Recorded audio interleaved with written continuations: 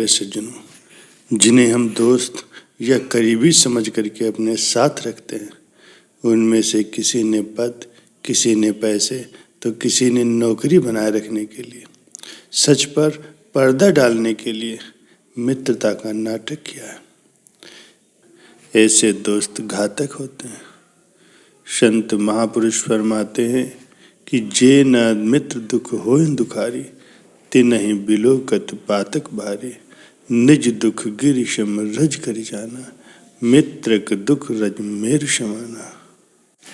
गोस्वामी तुलसीदास जी कहते हैं, जो मनुष्य मित्र के दुख से दुखी नहीं होता, उन्हें देखने मात्र से भी पाप लगता है।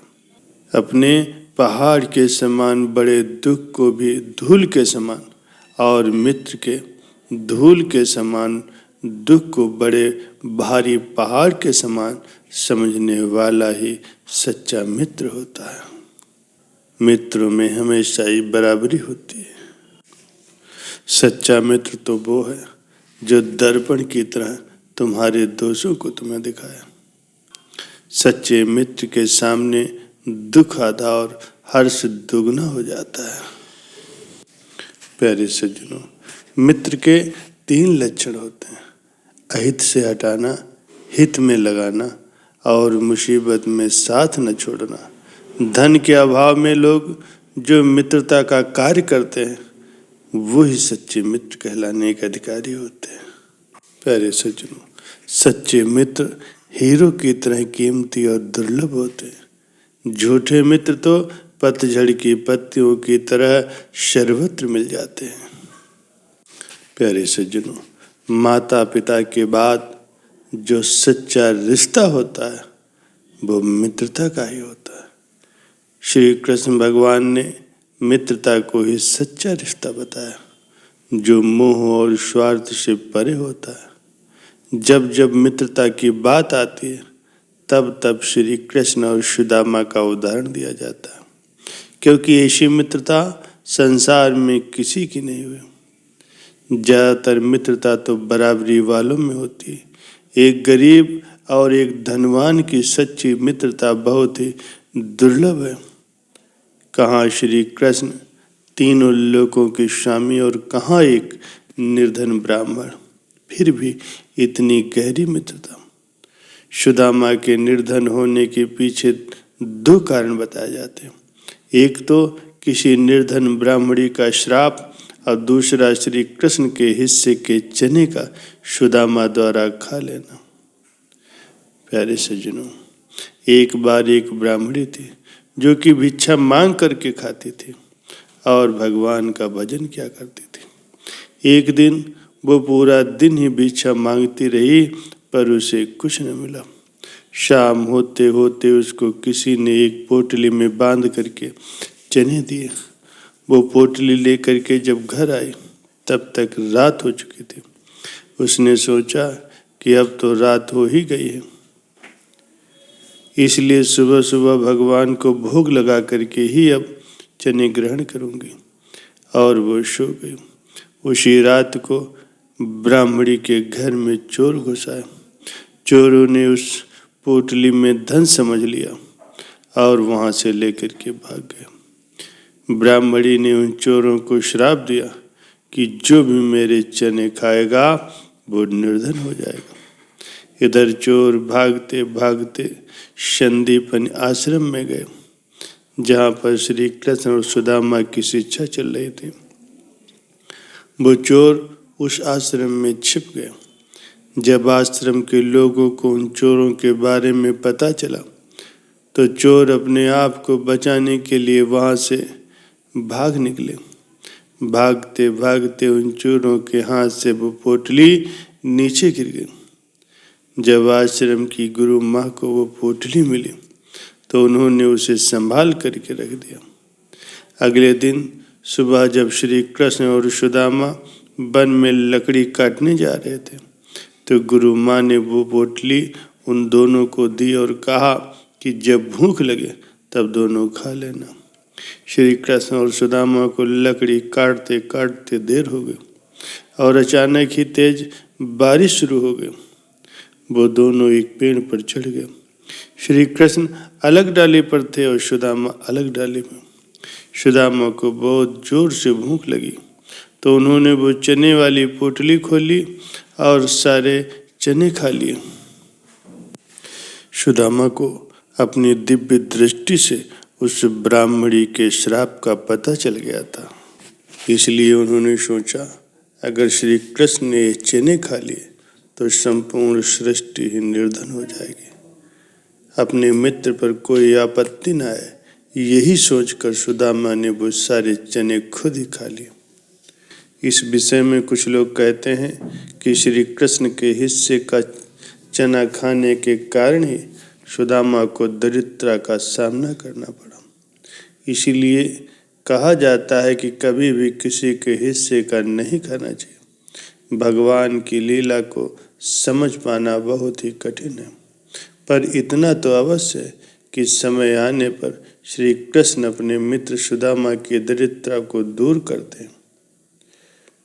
प्यारे सज्जनों, आश्रम से शिक्षा प्राप्त करने के बाद जब श्री कृष्ण और सुदामा युवा हो जाते हैं तो वो अपने घर चले जाते हैं।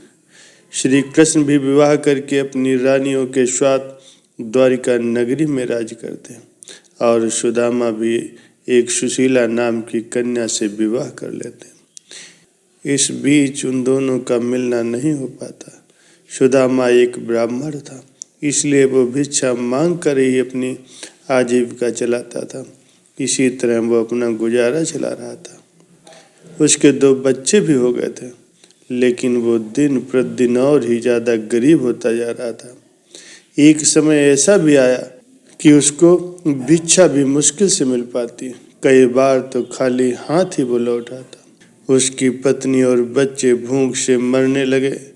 तब एक दिन अत्यंत दुखी होकर के सुदामा की पत्नी ने सुदामा से कहा कि तुम अपने मित्र श्री कृष्ण के पास जाओ, वो जरूर ही तुम्हारी मदद करेंगे। अपनी पत्नी की बात मान करके सुदामा श्री कृष्ण से मिलने गए। जाते जाते सुदामा की पत्नी सुशीला पड़ोसी से कुछ चावल मांग करके लाई और उसे पोटली में बांध करके सुदामा को दे दिया और कहा कि ये चावल अपने मित्र को भेंट स्वरूप देना। सुदामा जब द्वारिका पहुँचे तो श्री कृष्ण के महल के बाहर खड़े द्वारपालों ने उन्हें अंदर जाने से रोक दिया। जब सुदामा ने अपने आप को कृष्ण का मित्र कहा तो सभी द्वारपालों की हंसी उड़ाने लगे। तब सुदामा ने उन द्वारपालों से कहा, अरे द्वारपालों, कन्हैया से कह दो कि तेरे दर पर सुदामा आया। द्वारपालों ने जैसे ही श्री कृष्ण को ये संदेश पहुंचाया, सुदामा का नाम सुनते ही श्री कृष्ण नंगे पांव दौड़ते हुए द्वार तक आए। द्वार पर अपने मित्र को गले से लगाया। इस दृश्य को देखकर महल के सभी लोगों की आंखें खुली की खुली रह गई। वो आश्चर्य से भर गए कि एक फटे हाल में आया हुआ ब्राह्मण द्वारिकाधीश का मित्र कैसे हो सकता है। श्री कृष्ण अपने मित्र सुदामा को अपने महल में ले गए और उन्हें अपने सिंहासन पर बिठा करके उनके चरण धोए। श्री कृष्ण के प्रेम रूपी अश्रु जब सुदामा के चरणों में पड़े तो रुक्मिणी और दूसरी रानियां भी अचंभित हो गई कि पूरे संसार के आंसू जिनके चरणों में गिरते हैं और आज जगतपति के आंसू एक साधारण ब्राह्मण के चरणों में गिर रहे हैं। रुक्मिणी ने श्री कृष्ण से इस अनोखे दृश्य का रहस्य पूछा तो श्री कृष्ण ने अपने मित्र सुदामा का परिचय दिया। फिर तो रुक्मिणी ने भी सुदामा का दिल से स्वागत किया और उनके आतिथ्य में कहीं कोई कमी नहीं रखी। श्री कृष्ण के इस वैभव को देखकर सुदामा ने अपनी पत्नी के द्वारा दिए गए उस चावल की पोटली को छुपाया, लेकिन श्री कृष्ण को ये बात पता चल गई और उन्होंने सुदामा से वो पोटली छीन ली और कहने लगे कि मेरी भाभी ने मेरे लिए जो भेंट दी है वो क्यों छुपा रहे हो। श्री कृष्ण ने तुरंत ही चावल की एक मुट्ठी खा ली, दूसरी भी खा ली और जब तीसरी मुट्ठी खाने लगे तो रुक्मिणी ने उनका हाथ पकड़ लिया, क्योंकि वो श्री कृष्ण को जानती थी कि ये दीनानाथ जब भक्त की छोटी से छोटी चीज के भी ऋणी हो जाते हैं तो अपने सुदामा पर तो वो तीनों लोक न्यौछावर कर देंगे। उसके बाद कुछ दिन द्वारिका में रहने के बाद सुदामा वापस अपने घर जाने के लिए श्री कृष्ण से विदाई ली, लेकिन उनका स्वाभिमान अपने मित्र से अपनी दुर्दशा बताने के लिए असमर्थ हो रहा था। सुदामा ने अपने मित्र श्री कृष्ण को कुछ नहीं बताया और अपने घर की ओर प्रस्थान कर गए। रास्ते में वो सोच रहे थे कि घर जाकर के अपनी पत्नी को वो क्या जवाब देंगे, लेकिन श्री कृष्ण तो अंतर्यामी थे। उन्होंने सुदामा के घर पहुंचने से पहले ही उनकी सारी गरीबी दूर कर दी, उनकी झोपड़ी को महल बना दिया, यहाँ तक कि उनकी नगरी के एक एक घर को महल बना दिया, जिसे बाद में सुदामा नगरी के नाम से जाना जाने लगा। जब सुदामा अपने घर पहुँचे तो उनको विश्वास ही नहीं हो रहा था कि वो अपनी नगरी में पहुँचे। श्री कृष्ण ने अपनी मित्रता निभाई और अपने मित्र का स्वाभिमान भी नहीं गिरने दिया। अगर श्री कृष्ण सुदामा को वे सब अपने महल में ही दे देते तो सुदामा अपने आप को अपने मित्र के सामने छोटा समझने लगता। इसीलिए भगवान ने मित्रता को छोटे बड़े के भेद से परे रख करके सुदामा के सारे दुख दूर कर दिए, जिसे इतिहास में सच्चा प्रेम कहा गया। ऐसी मित्रता संसार में कभी भी किसी ने नहीं निभाई। युगों युगों तक श्री कृष्ण और सुदामा के प्रेम की मिसाल दी जाएगी। प्यारे सज्जनों, भक्त और भगवान के बीच का जो प्रेम है वो निश्चल होना चाहिए। जब जब भक्त इस संसार में अकेला, निसहाय और अपमानित होकर के भगवान की शरण ग्रहण करता है, तब तब भगवान अपने भक्त के लिए दौड़ करके आते हैं, उसका हाथ पकड़ लेते हैं। बस आवश्यकता है एक सच्चे प्रेम की। भगवान कभी भी किसी के बंधन में नहीं बनते, पर एक प्रेम ही है जो उनकी सबसे बड़ी कमजोरी है, जिसके बंधन में वो खुद ही बंध जाते हैं।